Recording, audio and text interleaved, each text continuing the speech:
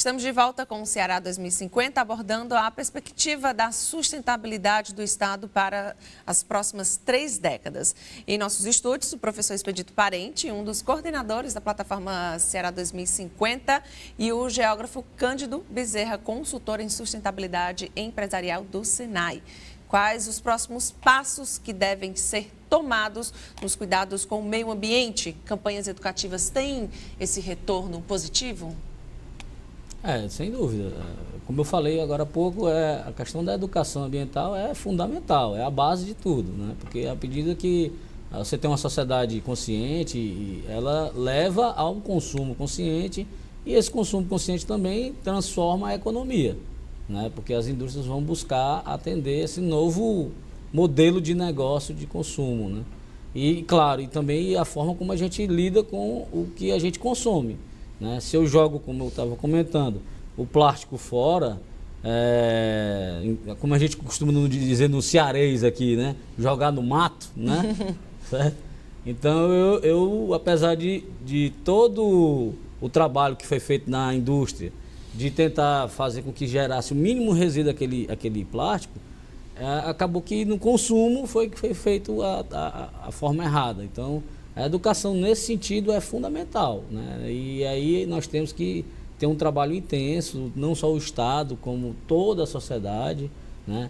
O Ceará 2050 é uma plataforma que eu acho que assim, eu até estava brincando agora há pouco com o professor, dizendo que é uma cápsula do tempo, né? Que a gente está enterrando para a gente abrir daqui é como se fosse uma espécie de cápsula do tempo. Então é um exercício mesmo de tentar enxergar o futuro, o que é que nós estamos querendo, né? E isso parte muito da gente ter essa consciência de mudança da nossa percepção em relação à questão ambiental mesmo, né? Como é que o Estado pode contribuir, digamos assim, né, de uma certa forma, para que as pessoas ficam esperando, vamos falar de mim, por exemplo, né? Ficam esperando alguém ter aquela atitude para você começar a incorporar no seu dia a dia, digamos assim. O senhor estava falando que a própria prefeitura criou aqueles ecopontos, né? Que no mundo existe isso, no mundo todo adota essa política e as pessoas adotaram isso no seu dia a dia.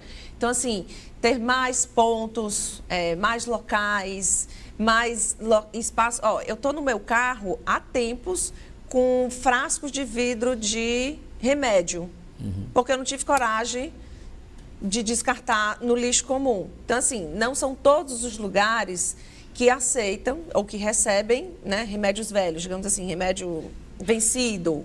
Então, assim, talvez assim, facilitar. É claro que a gente quer tudo mais fácil, né, na nossa vida, mas facilitar, será que ajudaria, assim, um pouco de consciência, mais lixeiras nas ruas, né, para você separar, digamos assim? Existem várias formas que o governo pode e deve fomentar a sustentabilidade, né? Eu diria que a própria plataforma Ceará 2050 é uma iniciativa dessa. Sim. A plataforma Ceará 2050 ela é, antes de tudo, uma agenda estratégica de desenvolvimento sustentável, né? Longo prazo, né? Mais uma vez, o conceito de longo prazo está diretamente associado ao conceito de sustentabilidade, né? Você não combina pensar de forma imediatista com a sustentabilidade. Se eu estou pensando só agora, para que eu tenho que me sustentar para o depois, né? Então, existem várias formas. A própria plataforma já é um instrumento, né, de preocupação, que é uma iniciativa do governo do Estado. E a boa notícia é que, não sei se você conhece bem, que a plataforma Ceará 2050 ela é um processo de construção coletivo. Sim. Né? E nós já acumulamos mais de 5.000 participações nesses últimos 2 anos. O tema sustentabilidade, o tema empresas sustentáveis não está aqui à toa, ou seja, a população almejou isso. A população, quando eu falo população, não só a população comum, como as lideranças, sim, os empresários, os acadêmicos, né, os governantes, os gestores, todos eles apontaram esse tema como sendo um dos temas prioritários, né, da plataforma Ceará 2050. Existe um conjunto de projetos relacionados a isso. E todas as ações, se nós olharmos o mapa estratégico da plataforma Ceará 2050, que está disponível aí no nosso site, etc., todas as nossas ações elas estão voltadas assim, para 4 grandes objetivos, né? 4 grandes diretrizes, eu diria, mais do que objetivos, diretrizes, que é o crescimento econômico, a preservação e recuperação ambiental, a distribuição regional e o desenvolvimento social, que são atributos da sustentabilidade. Todas as ações. Então, se perguntar assim, quais são as ações das plataformas Será 2050 para a sustentabilidade? São todas. Não tem nenhuma que não esteja voltado para esses 4 grandes objetivos e que estão relacionados com o tema de sustentabilidade. Quanto especificamente às empresas sustentáveis, como digo a gente, né, nós da coordenação, nós não somos formuladores, nós somos tradutores, né, do pensamento coletivo. Então, várias ações foram colocadas como que o governo e as instituições podem fazer. Uma delas, por exemplo, o governo tem atraído muito indústrias, né, e empresas para o Ceará através de incentivos fiscais, né, através do diferimento do ICMS. Ou seja, o ICMS, na hora que ele fatura, ele teria que pagar aquele ICMS. Esse ICMS ele é postergado, esse pagamento. E se você antecipar esse pagamento, você tem uma isenção parcialmente desse ICMS. É um incentivo tributário comum no Nordeste inteiro, no Brasil inteiro, inclusive aqui no Ceará. Então, por que não condicionar, né? Por que não condicionar esse incentivo a alguns investimentos em sustentabilidade? E o melhor, que o principal beneficiário disso não é só a natureza, é a própria empresa. Porque, como a gente disse aqui, a sustentabilidade ela é, em última instância, no último grau de maturidade de sustentabilidade, é quando você passa a ter a sustentabilidade como seu grande diferencial de negócio, né? Você passa a ter aquilo como seu grande diferencial em relação ao concorrente, em relação a outro setor, é justamente o aspecto sustentável ser um fator de competitividade para o seu negócio, que sem aquilo, o seu negócio quebraria. Esse é o ápice da... E o governo pode fomentar isso, né? Não só educando a população, como capacitando as indústrias a fazerem isso. E capacitar a indústria de várias formas, criar um ambiente de negócio favorável a esse tipo de empreendimento. Volto a dizer, as indústrias, as empresas aqui no Ceará são empresas que morrem muito cedo, por morrerem cedo não dão nem tempo de implementar esses conceitos de sustentabilidade. Então existe uma série de ações que estão lá postas, estão sendo pensadas para esse sentido. Tem resistência de empresa para querer chegar nesse, né, para adotar sustentabilidade? Eu brinco sempre dizendo que nós que trabalhamos nessa área somos um pouco sacerdotes, né? Porque é um sacerdócio, a gente vê isso muito. Tem muitos empresários, infelizmente, que ainda têm uma visão, eu digo até pré-Estocolmo, né? Que é antes da década de 70, né? Certo? E aquela ideia mesmo de que meio ambiente é custo, aquela coisa associada, né? Essa questão. Mas assim, esses aí é aquela coisa, ou eles vão ter a inteligência, a proatividade de começar a perceber essa mudança, ou eles vão fechar de uma outra forma. Não vão se sustentar. Não vão se sustentar. Então, infelizmente, a próprio processo vai fazer essa seleção natural com que essas pessoas que estão cada vez menos no mercado, existia muito mais, né? É uma tendência, mas ainda existe, com certeza, ainda existe. Infelizmente, nós temos ainda muita barreira em relação a essa questão, né? Você falou que existe, talvez, aquela ponte. Ponte, né, de sustentabilidade. Ponte de sustentabilidade. Em que ponto a FIEC, o Senai, ajuda isso nessa criação, digamos assim, dessa empresa ou desse negócio? A gente atua assim, a gente vai dentro das indústrias, né? Então, eu estou todo dia praticamente dentro de uma indústria. Então, dentro dessa indústria, a gente faz todo o mapeamento do processo de produção dela, onde a gente vai identificar ali os gargalos do processo, aqueles gargalos onde vai gerar uma quantidade maior de resíduo, e tenta atuar de maneira pontual, mais cirúrgica, eu diria, certo? E aquilo que a gente percebe ali, olha, isso aqui, não existe tecnologia hoje que a gente consiga melhorar nesse ponto. Precisaria uma inovação nesse sentido. O Senai também tem editais de inovação que aportam recursos para buscar trazer soluções inovadoras aplicadas à indústria, certo? Fora isso, aí como nós estamos em várias empresas, né, a gente começa a perceber que, olha, aquela empresa lá tem um resíduo que aquela outra ali consome. Então, a gente pode até fazer esse link, né? Teve uma experiência no passado, infelizmente não foi à frente, ainda não continuou, que a gente chamava de bolsa de resíduos, da Federação das Indústrias, né? É uma ideia interessante porque você consegue ali perceber, os industriais, eles vão identificar onde tem ali algum tipo de resíduo que ele pode utilizar no seu processo. Né? Então, aí cabe cada empresa negociar entre elas, aí o Senai não entra nisso, aí é questão de negócio, né? E aí fazer esse novo negócio, vamos dizer assim, né? O que o Senai tenta é dar esse suporte e tentar fazer essas identificações dessas pontes de sustentabilidade, né? Num programa que a gente chama de simbioses industriais. Que a simbiose é um termo que vem da ecologia, né? Onde dois seres vivos ganham, é um ganha-ganha, né? Um depende do outro, né, em algum ponto, e isso é aplicado hoje para as indústrias também. Eu acho que a própria inovação também é uma palavra que está dentro, eu acho que pode chegar sempre dentro dessa sustentabilidade. Também não tem por onde chegar, a inovação chega com tudo e tem que fazer parte e pode aparecer muitas vezes nesses vazios, né? Para gerar uma nova empresa, um novo ciclo de negócios, enfim. Sim, totalmente. A inovação é um atributo diretamente ligado à sustentabilidade. Diretamente ligado. A inovação é uma peça importantíssima e central dentro do conceito de sustentabilidade. A sustentabilidade, as empresas estão melhorando. Os negócios estão cada vez mais complexos, competitivos. Os produtos estão se tornando obsoletos. Então, sem inovação, as empresas não sustentam, né? Faz parte do processo de sustentabilidade a inovação. E para inovar, você precisa de capacitar colaborador, né? Você precisa ter processos produtivos cada vez mais adequados à mudança, né? A inovação é central dentro do processo de sustentabilidade. Multar quem não faz seria uma opção?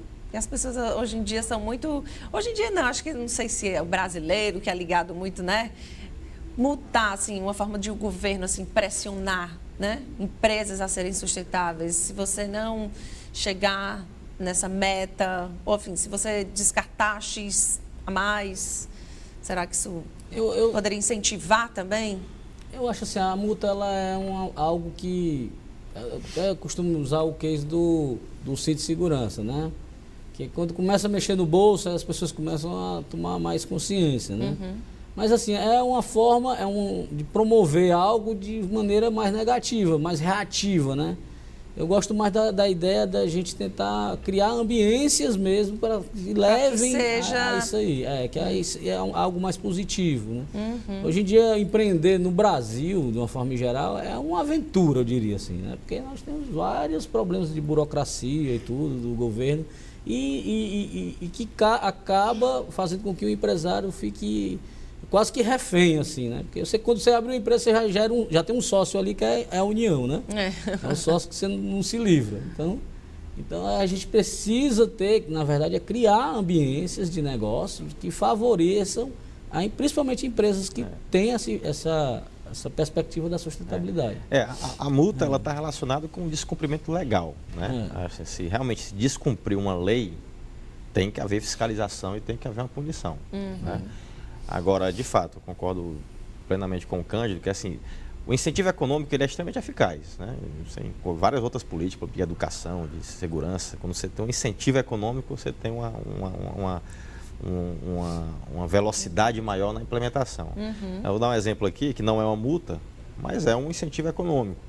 Na Alemanha, por exemplo, você compra uma garrafinha de água mineral, ela custa 90 centavos de euro. Só que você paga €1 por ela. Esses 10 centavos você recupera de volta quando você for lá devolver a garrafa vazia. Se você devolver, você recebe os 10 centavos e, consequentemente, ela te custou 90 centavos e não €1. Se você não devolver, é como se eu estivesse dizendo assim, não, eu estou pagando ao poder público 10 centavos por essa garrafinha para jogar ela no lixo. Né? Porque alguém licenciado pelo setor público vai lá e tratar aquele lixo. Então, eu estou adquirindo meu direito de jogar no lixo e pagando por isso. E esse estabelecimento paga ao concessionário, ao governo, esses 10 centavos que ele apurou a mais, né? Porque deixou de me pagar. E esses 10 centavos vai financiar. Então, são mecanismos financeiros e econômicos inteligentes que promovem, né, o bom uso, né, dos recursos, né, e a disposição dos resíduos. Então, incentivos econômicos, eles são, na indústria de energia, você tem a taxa do carbono, cada vez mais. Da mesma forma, também você também tem um crédito de carbono. Então, são mecanismos financeiros e econômicos que que facilitam, sim. Né? Acho o ICMS verde está sendo... Então, o incentivo econômico é extremamente importante. Multa importantíssimo na fiscalização e descumprimento legal. Para a gente finalizar, em que pé o Brasil está no nível de sustentabilidade comparando com o mundo? Estamos muito atrás, na metade? Não, eu acho que o Brasil ele tem sido, em alguns aspectos, referência. Né? Assim, é claro, mais uma vez, nós já comentamos aqui nossos problemas crônicos. Né? A ambiência de negócio não é favorecida, nós não somos um ambiente fértil para a inovação. Nós temos nossos problemas crônicos. Mas, de uma maneira geral, o Brasil ele é visto pela sua biodiversidade. A gente vem reduzindo aí, teve um pequeno crescimento agora, reduzindo aí, mas histórico num prazo maior, a gente vem reduzindo desmatamento. Nós temos a maior indústria de biocombustíveis do mundo, nós estamos crescendo na indústria de energias renováveis. O Brasil tem uma legislação ambiental que é referência no mundo inteiro. Nós temos, nossa legislação ambiental uma das mais robustas, né, a nível internacional. Nós temos uma legislação trabalhista, principalmente trabalhista rural, também muito pesada no sentido da robustez, né, da sua eficácia. O Brasil tem sido palco de discussões como foi a Rio 92, como foi a Rio +20, né? Então, o Brasil ele tem sido referência, sim, no meu entendimento, ainda com problemas crônicos, né, como a gente citou aqui ao longo do programa, mas o Brasil tem transformado, tem influenciado o mundo nos conceitos de sustentabilidade, no meu entendimento. Não. O Brasil ele tem uma vocação natural, né, pela sua própria riqueza natural, de tentar, né, de ter essa questão da sustentabilidade como algo, né, principal. Existem pontos que precisam melhorar? Tem. Como o professor já falou aqui, né, tem muita coisa que ainda nós temos que evoluir. Né?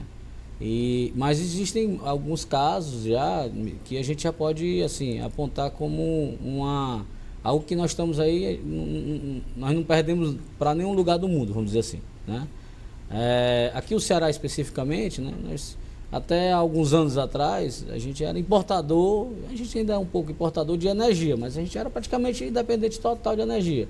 Hoje a nossa energia é uma energia de fonte limpa, uma energia sustentável, que nós estamos consumindo aqui e que pela perspectiva, a gente no futuro muito próximo, eu diria até, a gente pode estar até exportando energia sustentável. Né? O Brasil em si, ele tem essa fonte energética, inclusive, muito baseada na água, né, na geração hidrelétrica, então que já é uma fonte sustentável. Né? Isso já nos torna, inclusive, campeões mundiais em termos de sustentabilidade na geração de energia, né, nesse sentido. E a gente está evoluindo nisso. O professor falou agora da questão dos combustíveis, o biodiesel, o etanol, né, já vem trabalhando desde a década de 70, inclusive, né, nessa questão. E nesse ponto também nós estamos na liderança no mundo, né, nesse sentido.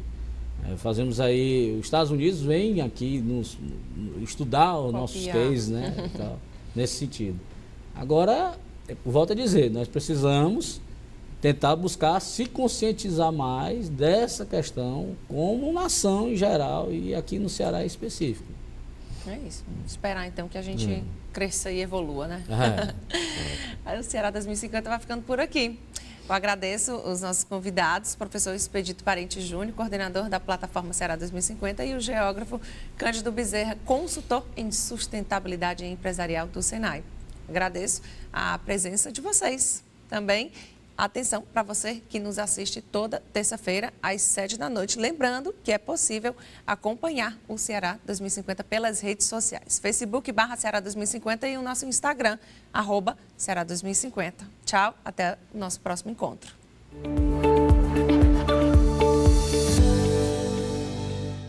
Apoio Cultural Via Direta.